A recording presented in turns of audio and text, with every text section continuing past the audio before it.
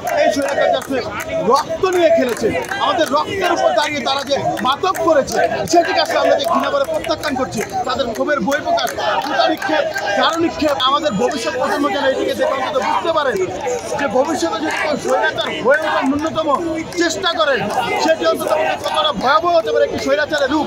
তারা যেন এটি দেখে, এটিকে স্মরণ রেখে তারা যেন সেই ভবিষ্যৎ প্রজন্ম যদি কেউ স্বৈরাচার হয়ে ওঠার ন্যূনতম চেষ্টা করে তাদেরকে যেন অন্ততপক্ষে রুখে দেন। কারণ তাদের ভয়াবহতা যে নির্দিষ্ট আসলে বাংলার ছাত্র জনতা জানেন এবং ইতিমধ্যে তারা তাদের ক্ষোভের বহিঃপ্রকাশ, জুতা নিক্ষেপ, ঝাড়ু নিক্ষেপ এবং আপনারা দেখুন যে লাল রং নিক্ষেপের মাধ্যমে তারা আসলে বুঝাচ্ছিলেন যে এই স্বৈরাচার আসলে রক্ত নিয়ে খেলেছে, আমাদের রক্তের উপর দাঁড়িয়ে তারা যে মাতক করেছে সেটিকে আসলে আমরা যে ঘৃণা করে প্রত্যাখ্যান করছি। আমরা যে আমাদের ক্ষোভের, আমাদের অন্তর্নিহিত ক্ষোভ সেটির যে বহিঃপ্রকাশ সেটি আসলে আমরা বিভিন্নভাবে ঘটাচ্ছি। আজকে দেখেন যে একটি উৎসবমুখর পরিবেশের মাধ্যমে আমরা আমাদের এই ক্ষোভটিকে প্রকাশ করছি।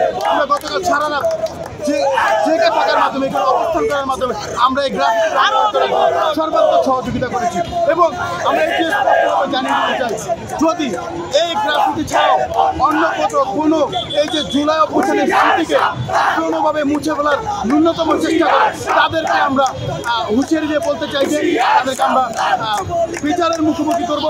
তাদের জন্য তাদেরকে আমরা এক এবং ঐক্যবদ্ধ হয়ে রুখে দেওয়ার সর্বাত্মক চেষ্টা করব।